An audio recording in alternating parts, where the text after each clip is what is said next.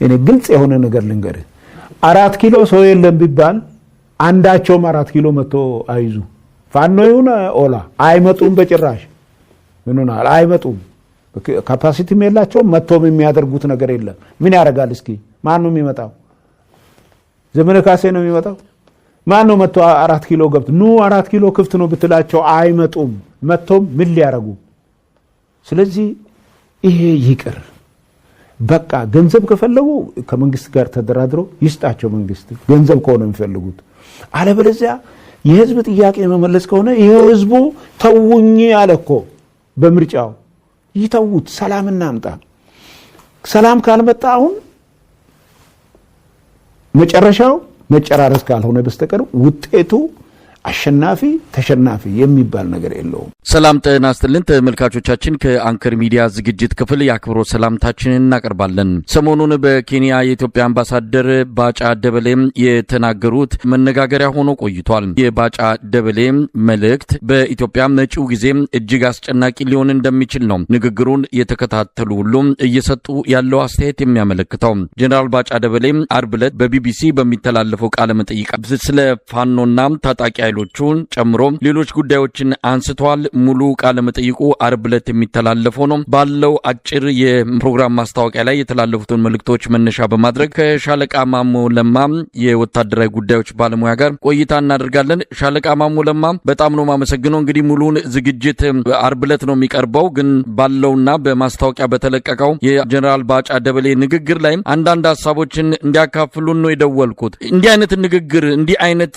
መልእክት በዚህ ወቅት ላይ ምን ስሜት የሚፈጥር ነው ለአገዛዙ በዚህ ወቅት ላይ እንዲህ አይነት አደገኛ መልእክቶችን ማስተላለፍ ምን ጥቅም አለው ብለው ነው እንደው ከመነሻ እንዲህ አይነቱ ነገር ላይ ትኩረት ሰጥተው ይመጡበት በወታደራዊ ጉዳዮቹ ላይ ነው አስተያየትም ሐሳብ መስጠት የምችለው የምፈልገውም አሁን በፈረንጆቹ እንግዲህ በአገልግሎት ላይ እስካለ ድረስ የዲፕሎማቲክ አገልግሎቱ የጀነራል ማዕረጉን ሰፕሬስድ አድርጎ አምባሳደር ነው የሚባለው በፈረንጆቹ ከሁለቱም ደግሞ ጡረታ ከወጡ በኋላ ደግሞ እንግዲህ በፈለጉት እንደሚጠሩ ነው እና አሁን ስለዚህ በእኛ አሁን ወታደራዊ ጉዳይ ስለሆነ ጀነራል ባጫ እያልን አድሬስ ማድረግ እንችላለን እንደው በዚህ አጋጣሚ ሻለቃ ማሞ እንደው ጉዳዩን ስላነሱት ነው ስለዚህ የጀነራልነት ማዕረጉ እንዳለ ነው ይሄን አምባሳደር በመሆን የሚያጡት ማዕረግ አይደለም የእድሜ ልክ ነው ማለት ነው አዎ አይቀርም እሱ እኔ አሁን የዚህ እንግዲህ በፈረንጆቹ ያው የፈረንጆቹን ተከትለናል እንግዲህ የጀነራልነት ማዕረግ አምባሳደር የሚለው ስለዚህ ምንድነው የሚለው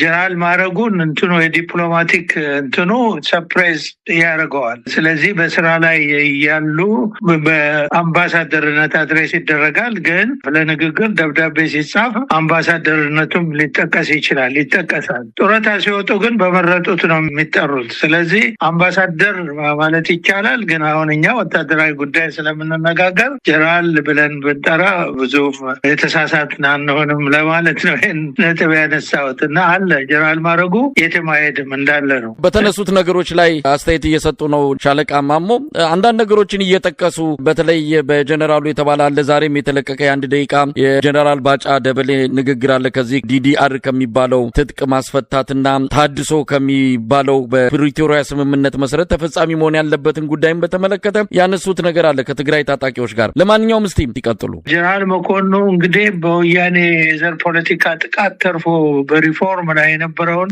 የጦር ኃይል ወደ ፕሮፌሽናል አርሚነት ለመለወጥ ጽኑ ዓላማ እና ፍላጎት ያሳይ ነበር በዛን ጊዜና ትልቅ ተስፋ ሰጪ ነገር ነበር ያየው ለዚህ ነው ይሄን ነጥብ ማነሳው በንግግር ብቻ ሳይሆን በተግባር ብዙ ነገር ጀማምሮ እንደነበር እኛም ተበረታተን ወደዛው በመንችለው አቅም ለመርዳት ብዙ ነገር ውስጥ ገብተን እንዳለን ነው እንግዲህ ወዲያው አምባሳደር ሆኖ ተሾሞ ወደ ደብረዘይት ስልጠና ሄደ ከዛ ወደ እንግዲህ ተገናኝተን አናውቅምና ሻለቃ ማሞ እንደው ካነሱት አሁንም አይቀርም ከዚህ በፊት ጀነራል ባጫ ደበሌን አያውቋቸውም ምክንያቱም በደርግ ጊዜ በእናንተ ጊዜም ኤርትራን የተማረከው በዛም በነበረ ወቅት በምርኮ ኪነት ቡድን ውስጥ እንደነበረ በተለቀቁት ቪዲዮዎችም ለመረዳት ችለናልና በፊት የነበራቸውን ወታደራዊ ታሪክ አያውቁም እንደው በአካልስም ባይሆን በስም አያውቋቸው ነበር ያኔ በጭራሽ አንተዋወቅም እንግዲህ አንዱ የሰማሁት 4 ኪሎ ብለቅላቸው መተው መግባት አይችሉ የሚለው ነጥብ ነው አንተም እሱን እንደምትጠይቀኝ ነው የሚገባኝ to give you እኔ ግልጽ የሆነ ነገር ልንገርህ፣ 4 ኪሎ ሰው የለም ቢባል አንዳቸውም 4 ኪሎ መጥቶ አይዙ። ፋኖ ይሁን ኦላ አይመጡም በጭራሽ። ምን ሆናል? አይመጡም። ካፓሲቲም የላቸውም። መጥቶም የሚያደርጉት ነገር የለም። ምን ያደርጋል? እስኪ ማን ነው የሚመጣው? ዘመነ ካሴ ነው የሚመጣው? ማን ነው መጥቶ 4 ኪሎ ገብቶ ኑ 4 ኪሎ ክፍት ነው ብትላቸው አይመጡም። መጥቶም ምን ሊያደርጉ? እኔ ይሄንን የማየው ይሄ ሲወርድ የመጣ እቺ ቃል በተለይ ስትወርድ ስትዋረድ የመጣች የፖለቲካ ባለስልጣናት ጠላትን ዝቅ አድርጎ ማየትን የመሰለ የብሪት አነጋገር ነው። ድሮም ነበረ። ይሄ በወያኔም ጊዜ ነበረ፣ በደርግም ጊዜ ነበረ። እና እዚህ ላይ እንደው ሻለቃ ማሞም እንግዲህ 4 ኪሎ ክፍቱን እንኳን ቢያገኙ አይገቡበትም። እንግዲህ አቅማቸውን ለማሳነስና ንቀትም ጭምር ያለበት ነው ብለን እንዳንወስድ ደግሞ ከመጡ ደግሞ እንጨራረሳታለን የሚል ነገር እዛው ላይ ያመጣሉ ጀነራሉ። ስለዚህ 4 ኪሎ መግባት አቅም የሌላቸው ጋር ነው መጨራረሱ የሚከናወነው። እንግዲህ አቅም የላቸውም 4 ኪሎ መምጣት አይችሉም ከተባለ በኋላ እንጨራረሳታለን ማለት እንግዲህ አቅም ጠፍቶ ከነዚህ ኃይሎች ጋር ደም እንቃባለን የሚል መልእክት ነው ያዘለውና ሁለቱ አይጋጭም ወይ? አቅም ከሌላቸው ከማን ጋር ነው የሚጨራረሱት? ሰላም ካልመጣ አሁን መጨረሻው መጨራረስ ካልሆነ በስተቀር ውጤቱ አሸናፊ ተሸናፊ የሚባል ነገር የለውም። ይሄ ትልቅ ጥያቄ ነው። ሌላኛው ደግሞ እንጨራረሳለን የሚለው በነጥብ ጋራ ነው አሁን አንተ ያገናኘው። ልክ ነው። ይሄ እንግዲህ ያ 30 ዓመት ያህል የተዋጋ ሃይሊ ፕሮፌሽናል ሰራዊት በቁጥርም በዝቶ እርሾም እያጣ ሄዶ ለዛ ደረጃ የደረሰ ይሄ አሁን ደግሞ ገና ከወያኔ የዘር አገዛዝ ሰራዊትነት ተላቆ ሪፎርም አድርጎ ፕሮፌሽናል አርሚ ለመሆን ገና በጥረት ላይ የነበረ ሰራዊት እርሾም የሌለው ሰራዊት 30 ዓመት አይደለም 3 ዓመት ሊዘልቅ አይችልም። በዚህ አይነት አያያዝ እንደው ሻለቃ ማሙ ያነሳውትም አንድም አቅም ማጣትን ያሳይ ይሆን? እንግዲህ መጥተው ቤተመንግስት መቆጣጠር አይችሉም ክፍቱን ቢያገኙትም የሚል በዛ ደረጃ እምነት ካለ በዛ ደረጃ በራስ አቅም ላይ መተማመን ካለ ከመጡ ደግሞ እንጨራረሳለን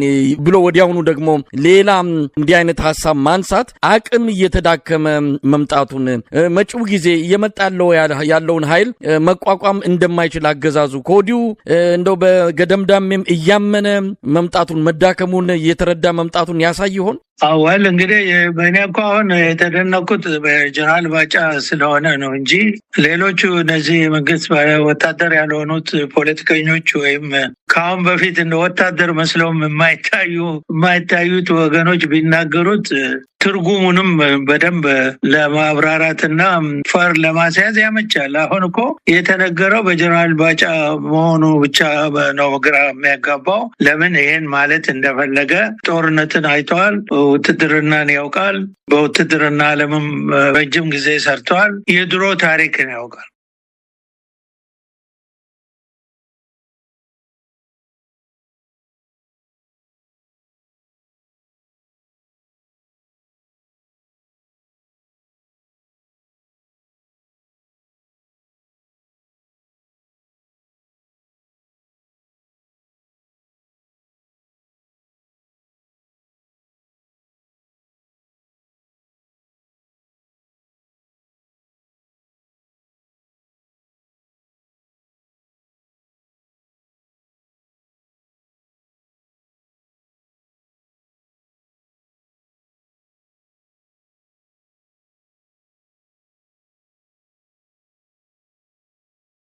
እንግዲህ ሻለቃ ማሞ ይሄ የብልጽግና ምንድነው ሆድ ያባውን ብቅል ያወጣዋል እንደሚባለው ብልጽግና ያባውን እንደ ባጫ ደበሌ እንደ ሽመልስ አብዲሳ ያሉት በተደጋጋሚ ሲያወጡ ሰምተናል። ምናልባት እርሶ ከወታደራዊ ሙያ ከወታደራዊ ፍልስፍና አንጻር በዚህ ደረጃ በዚህ ወታደራዊ ማዕረግ ላይ ያለ ግለሰብ እንዴት እንዲህ ሊናገር ይችላል? ዲሲፕሊኑ ያርቀዋል፣ ልምዱ ይገራዋል ከሚል እሳቤ እንደሆነ ይገባናል። ነገር ግን አሁን ባለው አጠቃላይ ሁኔታ ጀነራሉ ነው ፖለቲከኛ ሆኖ የእርስ በርስ ጥሪ የእርስ በርስ ጦርነት የእርስ በርስ ፍጅትን እየቀሰቀሱ የሚገኙት አብይ አህመድ በተደጋጋሚ ያው ኮሎኔልም ስለሆነ ወታደሩ ቤት የተወሰነ ጊዜ አሳልፏል ብለን ወስደን እሱም ጭምር ነው ሰሞኑ በተለያዩ ሚዲያዎች እየቀረበ ተመሳሳይ ህዝብን ከህዝብ የሚያጋጭ መልእክቶችን እያስተላለፈ ያለው። ዛሬ ባህር ዳር እንኳን ለአውሮፕላን ማረፊያ ምረቃ ሄዶ እንደዚሁ የጥላቻ መርዝን ትቶ ነው የተመለሰው። ስለዚህ ብልጽግና ጓዳ የሆነ ነገር እየበሰለ የሆነ ነገር እየተቀመመ ያለ እንደሆነ ከዚህ በፊትም መረጃዎች ይወጣሉ። ባጫ ደበሌ ዝም ብሎ አፉ እንደመጣለት አልተናገረም ወይም ስሜት ውስጥ ገብቶ